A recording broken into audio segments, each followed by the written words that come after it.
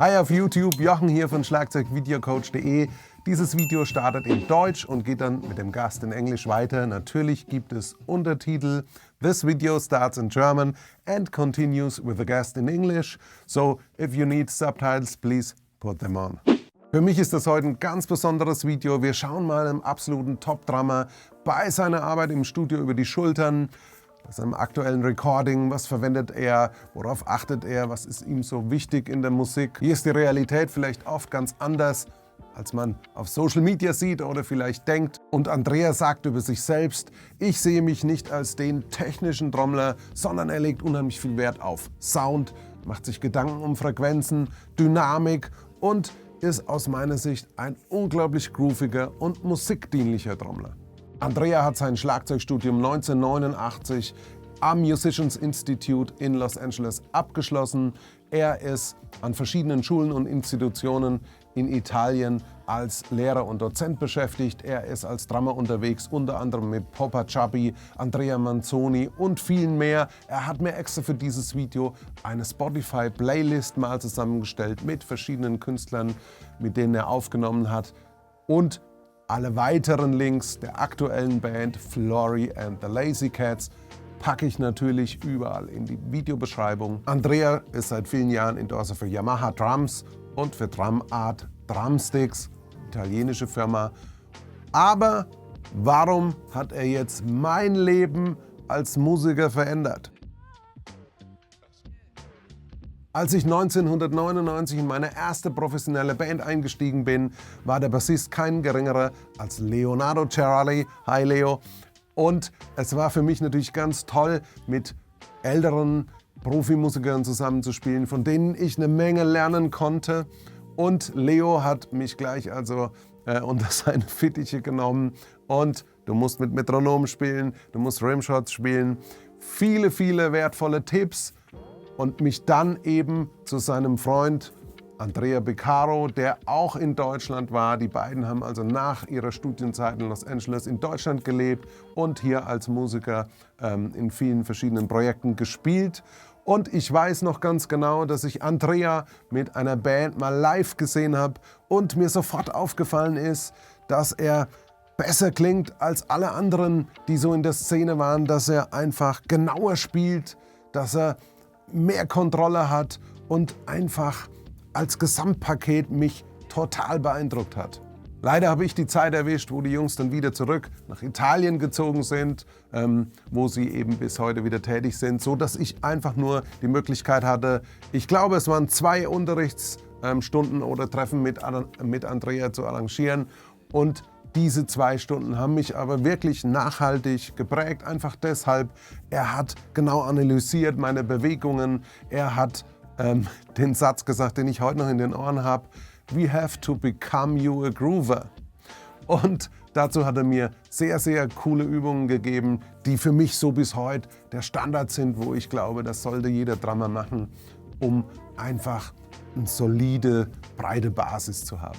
Ich freue mich also jetzt ins Studio rüberzuschalten zu Flory and the Lazy Cats mit Andrea an den Drums, Leo, der damals Bass gespielt hat und natürlich eigentlich Gitarrist ist, mit Maurizio am Bass, der auch in Los Angeles mit in der Zeit studiert hat und einer tollen Sängerin. Die Band hat sich dem Rock'n'Roll der 50er und 60er Jahre verschrieben, machen einen ganz authentischen Sound, nehmen wirklich alles selbst auf und checken das im Detail aus. Die Band ist ganz neu, sie sind fleißig am Recorden, veröffentlichen so ziemlich jeden Monat einen neuen Song. Natürlich auch da alle Links. Aber jetzt rüber zu Andrea. Vielen Dank an Leo und Andrea für den Kontakt, für die Idee und natürlich Grüße an die Band nach Italien und los geht's. Hi everybody!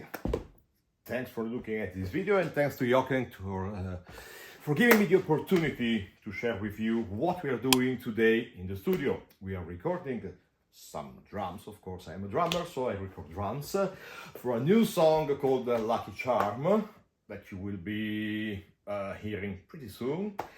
And I'm gonna explain you what is the process today, So I'm gonna make a drum and percussion part which are layered. So the first thing I'm going to record is the basic track, which consists of bass drum, snare drum, hi-hat, and a crash cymbal.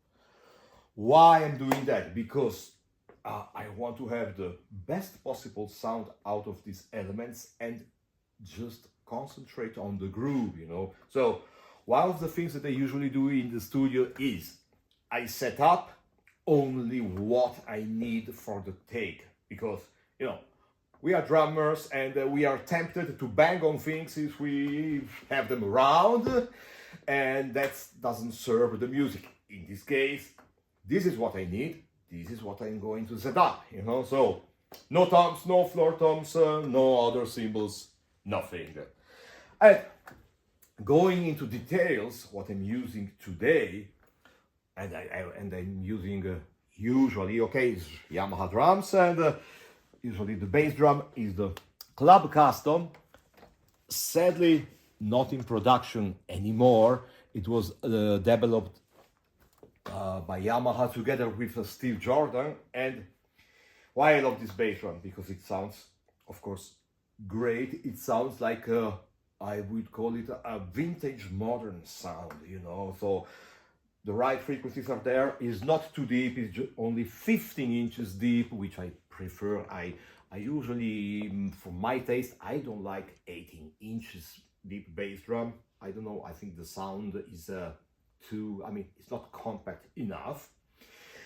And contrary to what happens a lot of times today, my choice of drum heads, you know, for the better head, I have always or a Remo coated Emperor or a coated Ambassador. So why I don't use like the so-called special head for bass drum, like the Evans EMAD or the Power Stroke 3 by Remo, which I love. I use them live a lot of times, but I prefer that kind of sound. It gives me more versatility, and I like more the relationship between the attack and the development of the sound, how the frequencies can sound. I prefer that, and I hear them better. I find they are more balanced in volume. They give me a little bit more volume, the Ambassador and the Emperor, and then another good reason is John Bonham always used a coated Emperor in the studio. So, you know, if it was good for him, well, I can say nothing bad about it. So I'm gonna use it, you know. And even my choice of bass drum beater, I love this bass drum pedal, by the way. It's not an expensive one, but it works great. Yamaha FP 8500, something like that. I don't remember exactly. I have more fancy ones, but usually then I use always this one because it's simpler. And I prefer the sound of the old style beater and the feel that I have, you know, playing it. So I prefer that. So on this recording, the tension is pretty low, even on, you know, on each lug, not obsessively even, but just even, and it's pretty low. You know, you can see that the flex, you know, you can flex it, and in the front too, we have, you know, a ported head. And it's pretty loose to this one, so, you know. And, you know, it's some felt strips that I use more live than in the studio, but I like the sound that they give me. For this song, I needed a more compact bass drum, so, you know, it's the old trick of putting a pillow inside always works. We got two mics on the bass drum. The Audix D6, which is, I think, my favorite bass drum microphone, and outside an old Sennheiser MT421, if I'm not, if I remember correctly. So that's for the bass drum. Let's see, the snare drum. I'm using the Yamaha Recording aluminum 5.5 by 14. I love this snare drum. Usually is always with me live 90% of times, and in studio a lot too, because it has all the good characteristics of a metal shell snare drums, like, you know, it rings, it projects the sound very nice, and is dry in the center too. So if I hit it in the right way in the center, I have the right amount of harmonics, attack and body of the snare. In this case, it's tuned medium low.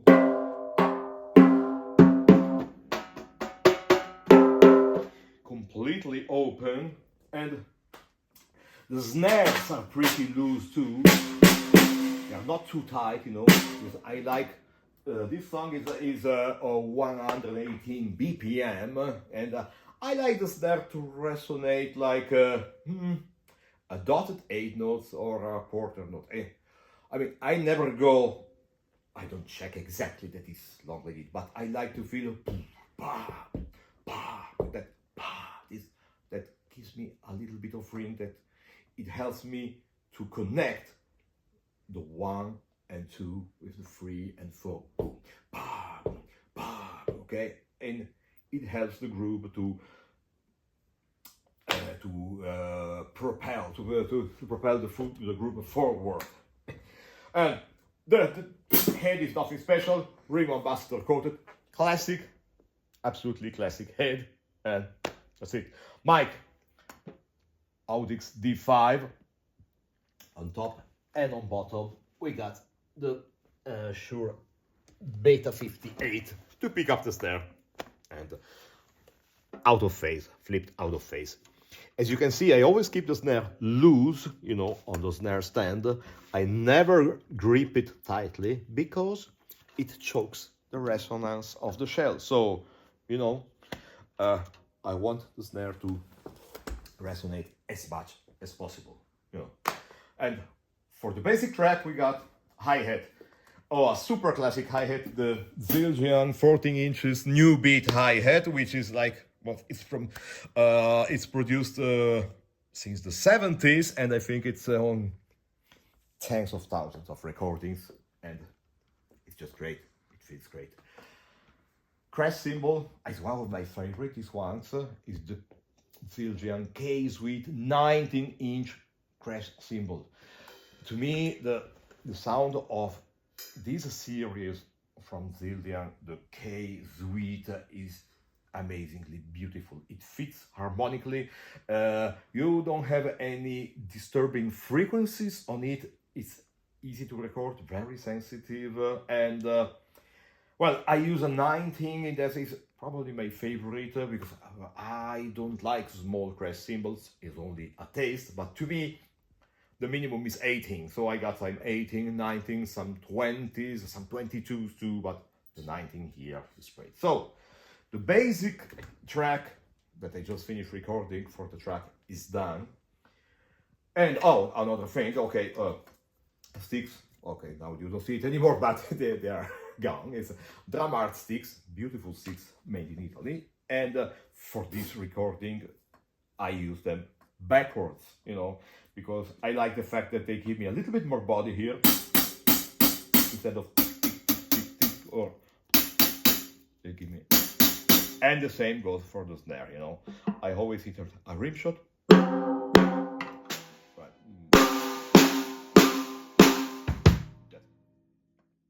Try to be as consistent as possible on the rim shot, and then go pretty easy on the cymbals so that they don't overpower the mic, and it comes out balanced already without mixing nothing.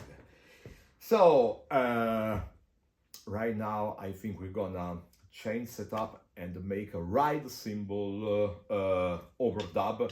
And you can ask yourself, why do you want to overdub the ride cymbal? Well, because for this special song, you know, I need the right cymbal to go in quarter notes on some parts. The main groove is that of the song, and in some parts I want the right cymbal that comes in. It helps to move the groove forward too. But you say, hey, why don't you play it, you know, directly this way? Because for this song, I don't want to lose the hi-hat. So the hi-hat always stays there, and the right cymbal comes as an overdub to help it. Actually, it's not a new technique at all. I'm a big fan of Donald Fagen, Steely Dan, and They did it a lot in their past recordings, that you hear the basic groove, bass drum, snare drum, hi-hat that keeps going, and a cymbal overdub will come out. And for the overdub, I'm gonna use my trusty Kate Zildjian 22 Fin Overhammered, which is a beautiful, beautiful use. I love this cymbal. I think you can understand. I love it because it's delicate, trashy enough. And for the overdub, which is a very good tip that I can give to every drummer that goes into the studio, is well, of course, you need a nice sounding cymbal, but the most important thing to have the right sound is the cymbal and the sticks. Drumsticks are very important. To me, they are an instrument. So, sometimes when I teach, there are drummers that they come to me and they say, hey, you know, I need to change my right cymbal, it doesn't sound good, and you know, and of course, good right cymbals, they are expensive, and you know, they cost really a lot of money, so it's a sacrifice, you know. And usually I suggest them, well, why don't you start to invest like 60 or 80 euros in 3-4 pair of sticks with different tips, because it can change radically the sound of a cymbal, which is usually what I do. So just, I hope you can hear it through the phone, but my regular sticks with this kind of tip, it sounds like that.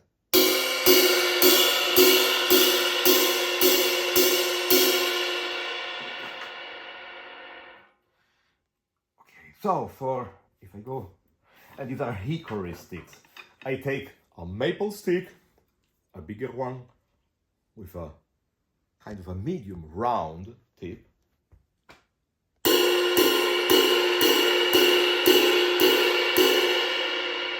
Sounds like another cymbal, right? And I just change drumstick. Then, if I go back, like, let's say, to a hickory stick with a different tip, oh, this is the Steve Jordan model, let's hear it. That's another sound. And if I go to a smaller stick, maple stick, with a very small round tip, let's hear it.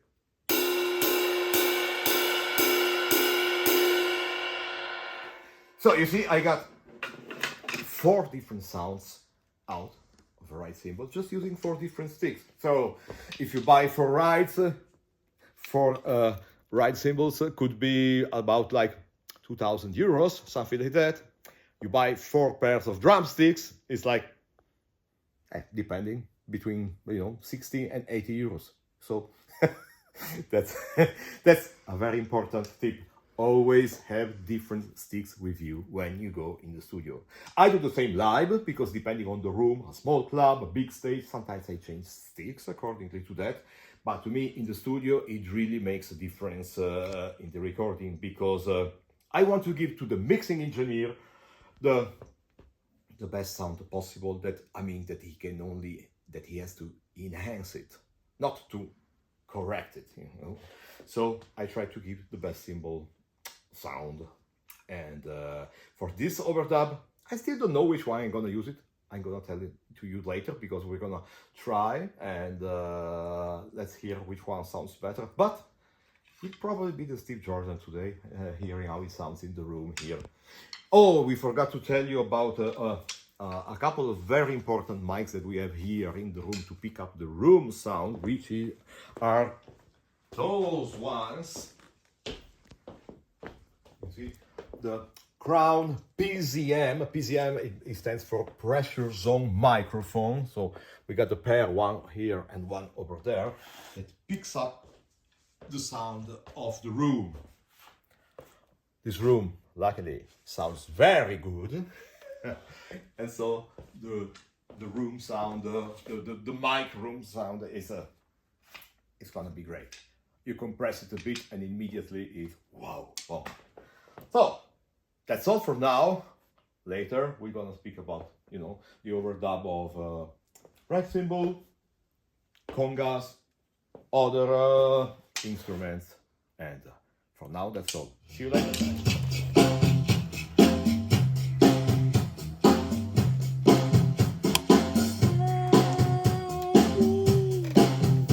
Okay, so after testing different sticks through the mic, the winner for this overdub is the Steve Jordan model.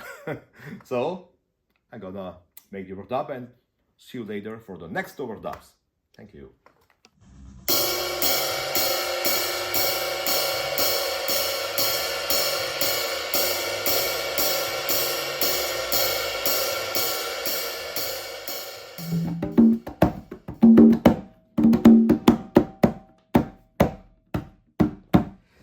Okay guys, so after I overdubbed the right cymbal, congas, some shakers and a cowbell, now we're gonna make a kind of a pseudo drum or talking drum imitation. I found this floor tom was lying around here in the studio. It's pretty old and beaten up and it's perfect for that purpose. So it's gonna be something like that.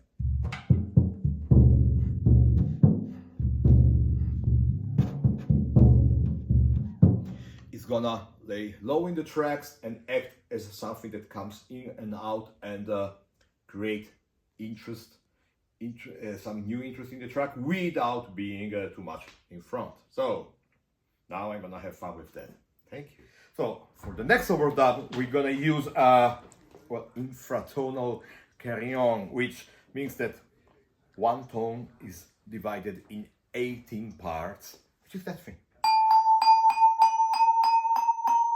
which create a charming effect. The song is called Lucky Charm, so we need something that has to do with black magic, and that sound can be. But right now, we are trying to find a way to mic it in a good way. We tried with SM57s, it doesn't work, too much attack. So now we're gonna try to use the PZM microphones and see how it will work. So, well, you will hear the end result on the recording. So let's see how it goes.